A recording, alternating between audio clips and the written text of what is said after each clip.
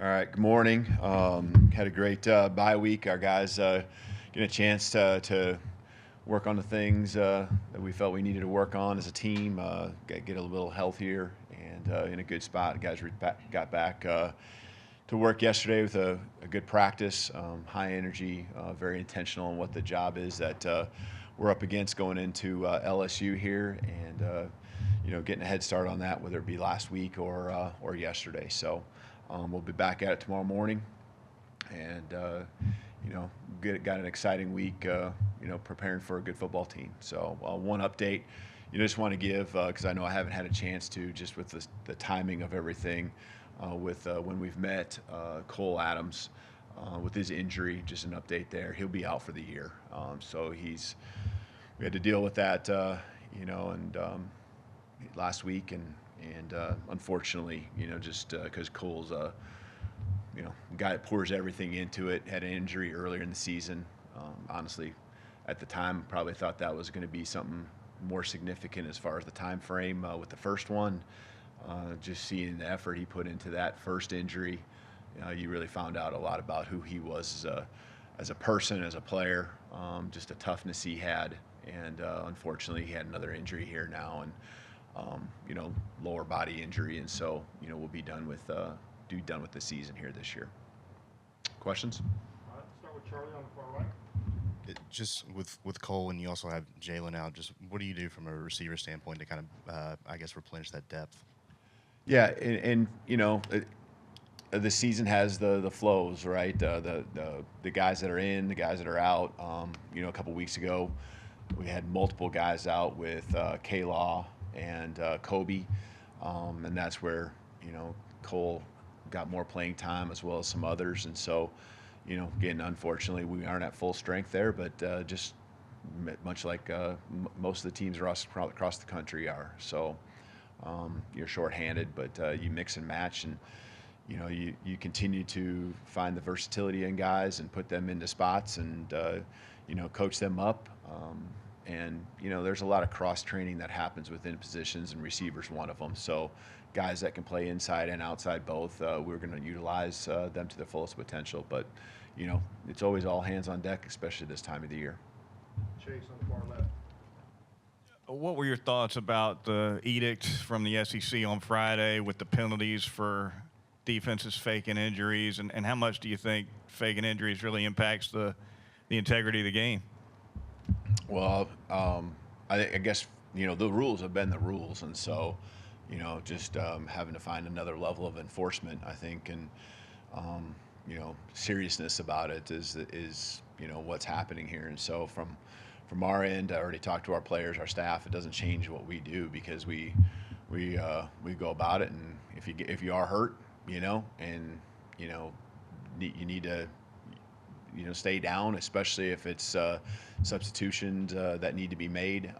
You need to be looked at, but you can put yourself in some tough positions if you really truly are hurt, and that's I really feel like with what our team does and how we operate, how it's going to continue to be. So I've been on the other end where there's situations at the end of the game or whatever it might be that get a little frustrating, and that can happen at any time. But the rules have been the rules, and so we'll just continue to go about business as we always have here in our program.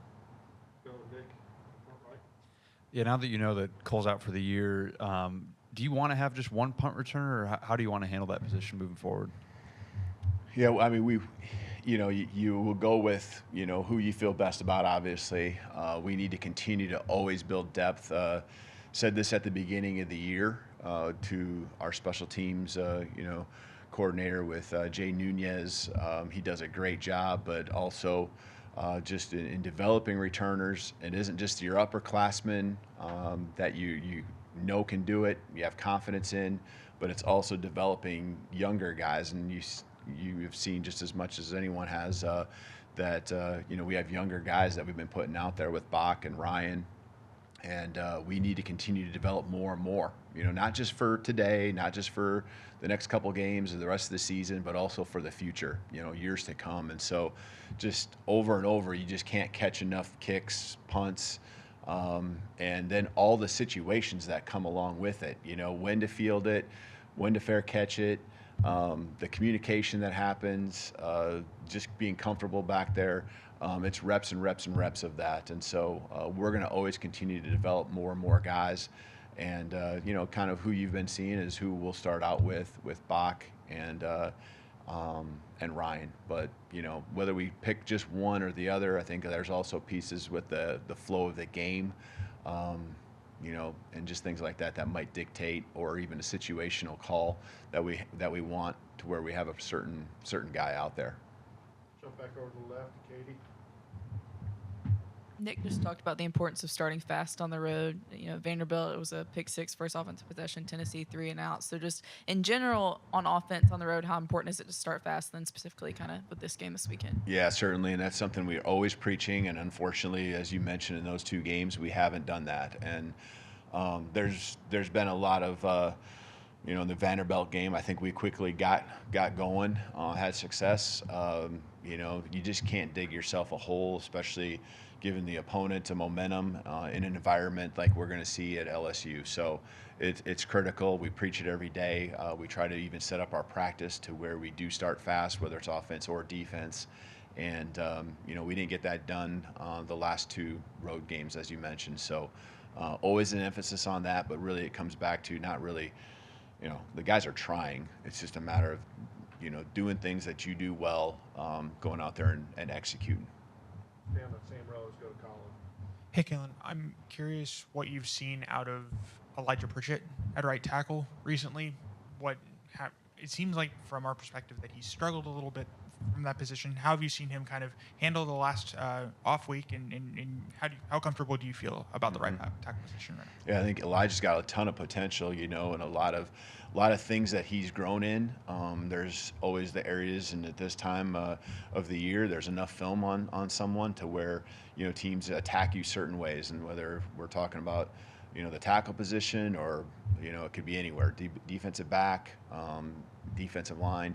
You put on film as a team, as an individual, the things that opponents are going to look at, and so he's continuing to work hard every single day. I mean, he comes out to practice. He's competitive.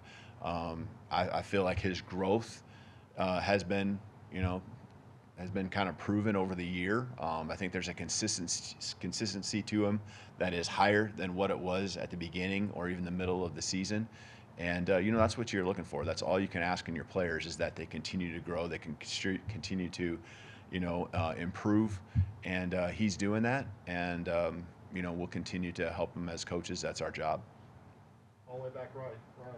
Hey, Coach. Many people believe this one on Saturday must win for Alabama. What's your approach? This is why you come to Alabama for games like this, and what's been the attitude with you going into a game where there's really not a lot of wiggle room left this season? Yeah, and that's, you saw our response, I think, with the Missouri game, because really, that was the case there. And, I say that, and then all of a sudden you start thinking, well, why wasn't that the case when we went to Tennessee? Well, it was.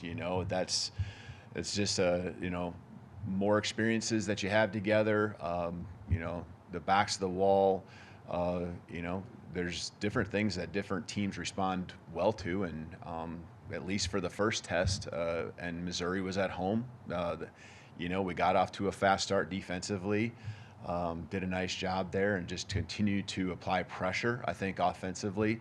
And once we got the field position in our favor, we kind of cracked through. But for us, it's just always going back to really the process and, the work that needs to be put in, the areas we needed to continue to improve on. And the guys, I use the word intentional a lot, whether it's here, whether it's with our team. We have to be intentional, and we got to bring that energy in order to really continue to improve, and they're doing that. And they want to make something big of this season, and it's supported through the action that you see on the practice field. You see it in just the way they're going about their business off the field. Just the details that really continue to hone in on. And it's just a matter of time, right? As the season goes on, you become more comfortable with what we're doing, whether it's our scheme or just the routine or each other. And, a lot of our youth is rising up and continuing to gain more and more confidence, mixed in with the veterans that, continue to bring great leadership. So I like where we're at, Unfortunately, like you said, we have less wiggle room. And our backs are to the wall, and so we're going to fight, each and every day, bite, scratch, and claw, like you've never seen, and that continues on this week. Lee Grace in the back left. Coach, on the other side of a bye week, what indicators are you looking for in your team that lets you know it was productive and that their mindset is in the right place for a game like LSU? You talking about like this week? Yeah, I think last week and this week is a great indication. I guess this week I'm talking about yesterday's practice. Ton of energy. There was a purpose, just very deliberate in how we went out there. There's emotion and there's energy, but it's really focused on the right things.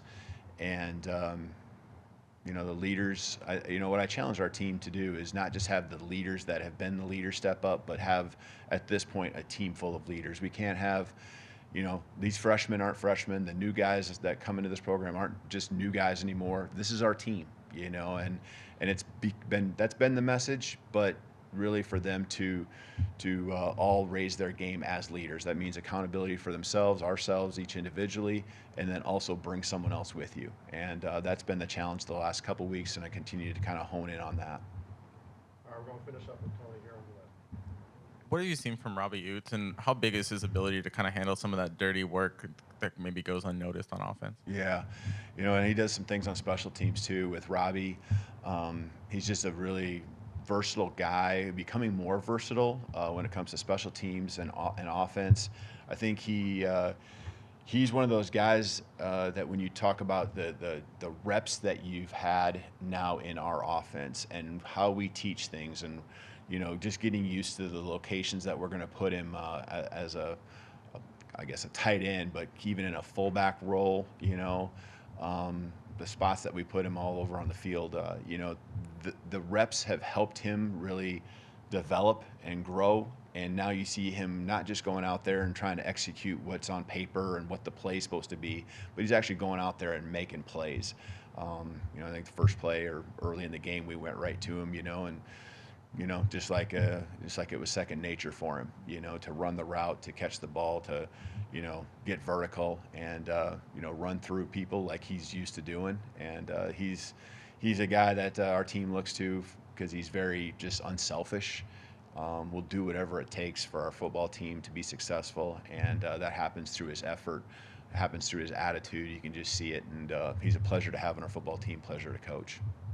All right, thank you, Coach. Okay, thank you. Roll Tide.